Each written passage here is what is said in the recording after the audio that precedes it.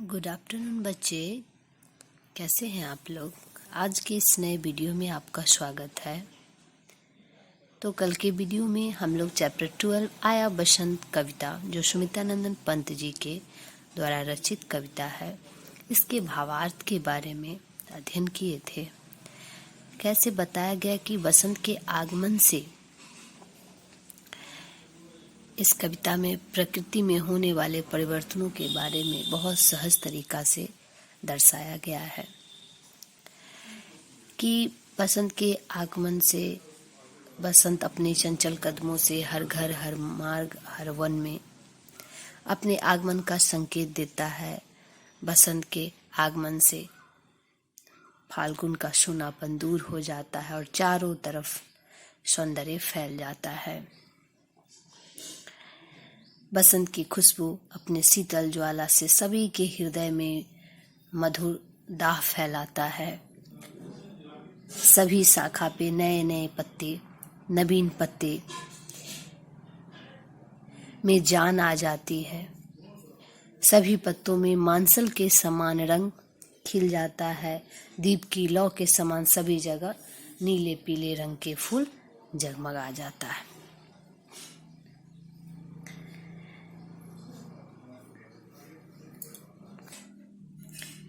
जिस तरह लज्जा से गाल में लालिमा आ जाती है, उसी प्रकार बसंत के आने से कोमल गुलाब की जो कली होती है वह खिलकर रंगीन हो जाते हैं। अर्थात खिलने से फूल अपने आकार में आ जाता है। तो हम लोग यहाँ तक अध्ययन कर चुके थे। तो आज हम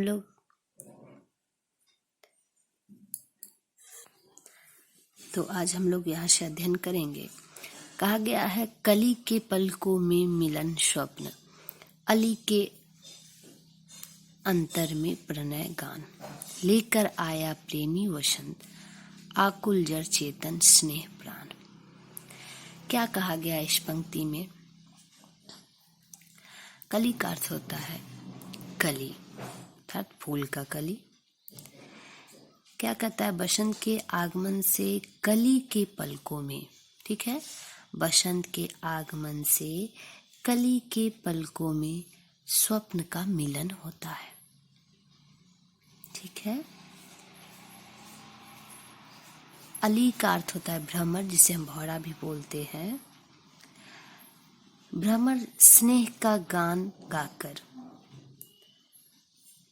बसंत के आगमन से क्या होता है? भ्रमर स्नेह का गान गाकर, प्रेम का गान गाकर फूलों पर मंडराने लगता है। इस स्नेह से आकुल होकर निर्जीव में भी प्राण का प्रवाह होने लगता है।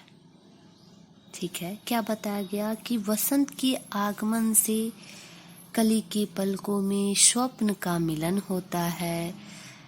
फिर भ्रमर स्नेह का गान गाकर फूलों पे मंडराने लगता है। इस स्नेह से आकुल होकर, अर्थात व्याकुल होकर निर्जीव में भी प्राण का प्रवाह होने लगता है। नेक्स्ट है, काली कोकिल सुलगा उर्मे, स्वरमय वेदना का अंगार, आया वसंत घोषित तिंगत, करती भर पावक की पुकार।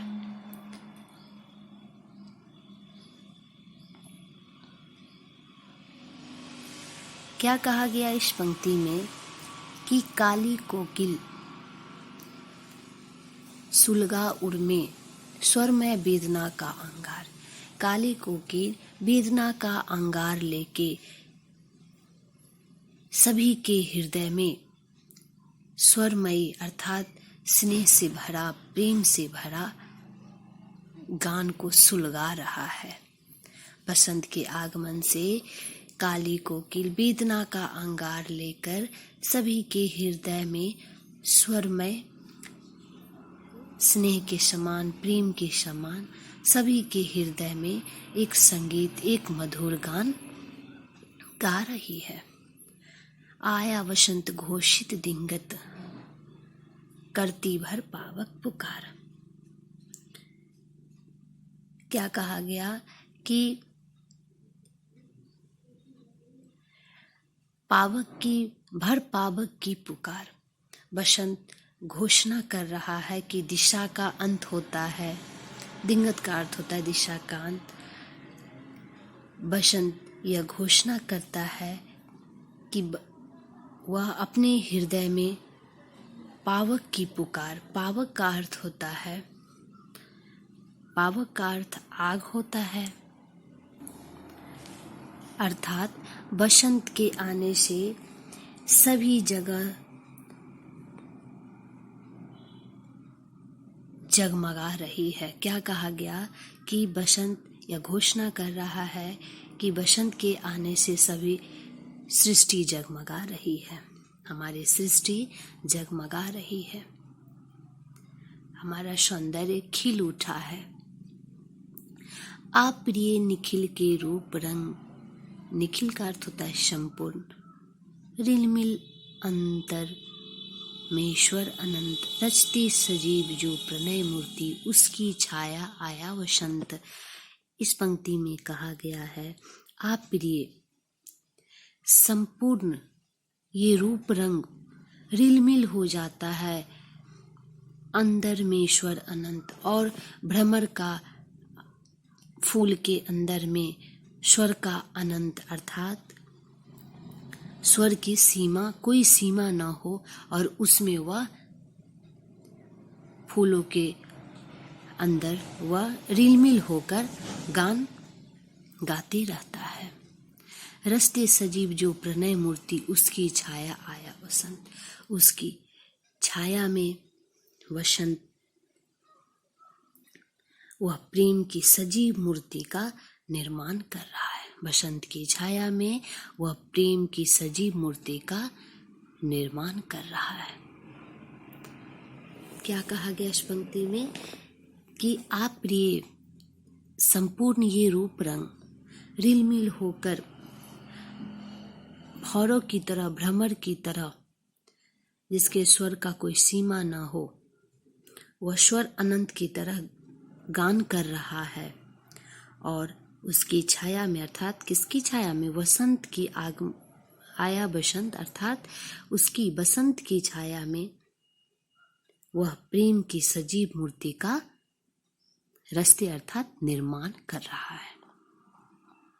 ठीक है, तो आज हम लोग क्या अध्ययन किए कि कैसे बताया गया कि बसंत के आगमन से कली की पलकों में स्वप्न का मिलन होता है। भ्रमर फूलों पे मंडराने लगता है।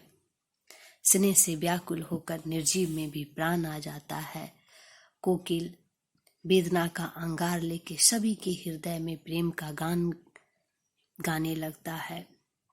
बसंत